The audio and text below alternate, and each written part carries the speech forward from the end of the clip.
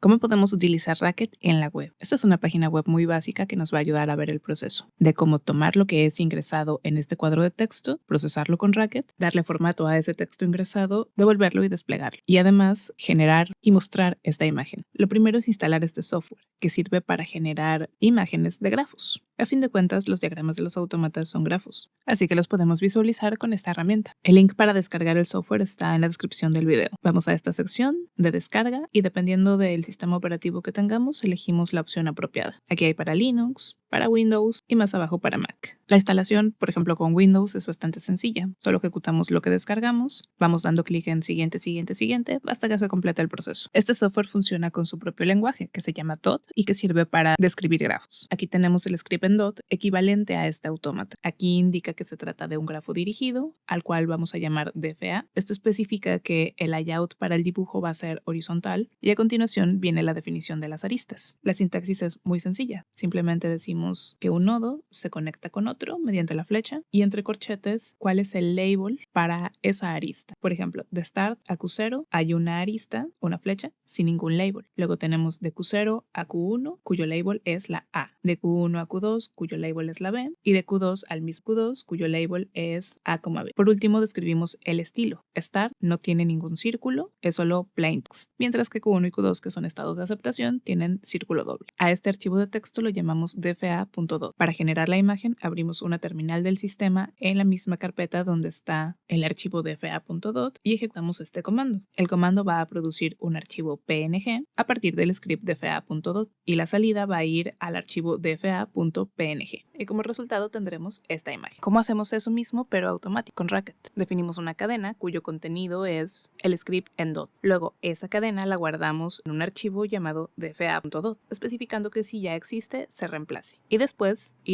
con la librería Racket System podemos utilizar esta función para hacer que el comando se ejecute en la terminal. Este script funciona, hace el trabajo por sí solo, pero lo que en realidad queremos es poder llamarlo desde la página ejecutándose en el navegador. Esta página tiene un frontend hecho con HTML y con JavaScript, que a través de JSON va a hacer peticiones hacia el backend. Y el backend va a ser un archivo de Racket que recibe las peticiones, las procesa y regresa a la salida. ¿Pero cómo hace eso? Mandando mediante JSON la parte que es el texto y otra parte que va a ser la imagen codificada. Tenemos que modificar un poco el proceso de generación de la imagen para que se produzca la imagen codificada ya lista para ser mandada mediante el JSON. Y también, como el proceso de generación de la imagen depende de acceder a archivos, tenemos que manejar correctamente las rutas de esos archivos. La librería System ya la teníamos, es para ejecutar el comando en la terminal. También la librería Runtime Path, esa es para el manejo de rutas. De ella necesitamos este par de instrucciones que nos van a ayudar a definir que este es el directorio actual al momento de la ejecución. Es importante porque si no, desde la parte web no se va a poder acceder a los archivos, porque la ruta no va a coincidir. Luego tenemos esta función que regresa a la cadena de texto que vamos a escribir en el archivo .dot. En este ejemplo es estática, completamente hardcodeada. Si hubiera un proceso para hacer que se genere de manera dinámica, tendría que ocurrir a partir de esta función. La siguiente modificación es crear una función que haga todo el proceso de creación y codificación de la imagen. Esta función debería recibir la representación del autómata y a partir de ella generar el texto que se va a escribir en el .dot. De nuevo, en este ejemplo, esa parte está hardcodeada. Tendría que ser reemplazado por algo dinámico que a partir de esta entrada que representa al autómata generase la cadena correcta para el archivo dot. Las instrucciones para escribir el archivo dot y mandar llamar al comando que genera la imagen a partir de él son las mismas que vimos antes. Después de eso, cuando la imagen ya esté generada, la vamos a codificar para que pueda ser enviada en el JSON. Primero la convertimos en bytes con un encoding de base 64 y esos bytes los convertimos a una cadena que sean caracteres latinos. Y esto será la imagen ya codificada. Nota que esos 3 pasos que tienen que ver con acceso a archivos están dentro del bloque de esta función. Eso nos permite asegurar que el directorio actual sea el que establecimos al inicio. Si no tenemos esto, el programa va a buscar los archivos en la ruta incorrecta.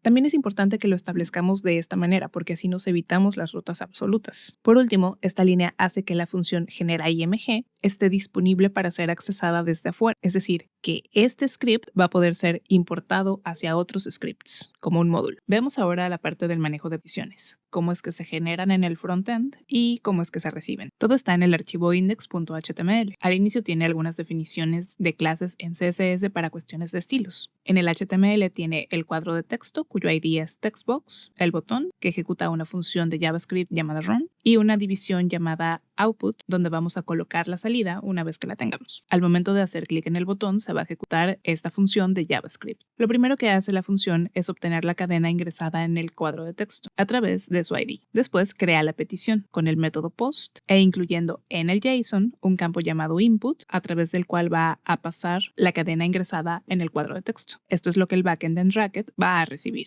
Cuando el backend haga todo su proceso, con esta línea se va a recibir la respuesta, también en JSON. El JSON de la respuesta va a contener dos campos: resultado e imagen. Resultado contiene la cadena formateada e imagen, como su nombre indica, contiene la imagen ya codificada. Aquí extraemos esas dos partes del resultado y formamos una cadena concatenada en HTML que permita que la imagen y el texto sean visibles, mandando eso hacia el div de output. Eso es todo por la parte de frontend. Primero que nada necesitamos importar estas tres librerías. Son para que funcione el servlet y para usar JSON. Importamos también el archivo RKT donde creamos el módulo que genera y codifica la imagen. La entrada que se ingresó en el cuadro de texto de la página va a ser procesada por esta función, processInput. Lo único que hace es concatenarla con algo de HTML que le da estilo, poniéndole la clase keyword que le dará ese color rosa y nos devuelve como resultado esta cadena. De nuevo, este es un ejemplo muy básico. Si tenemos que hacer más procesamiento con input, por ejemplo, tokenizarlo, darle varios otros colores e interpretarlo como un autómata, a partir de aquí es donde debería ocurrir ese proceso. El servlet de Racket necesita que definamos su función principal. A esa función la vamos a llamar start y se encarga de recibir y procesar una request. Lo primero que hace es extraer cuál es el método de esa request y lo guardamos con un binding en method.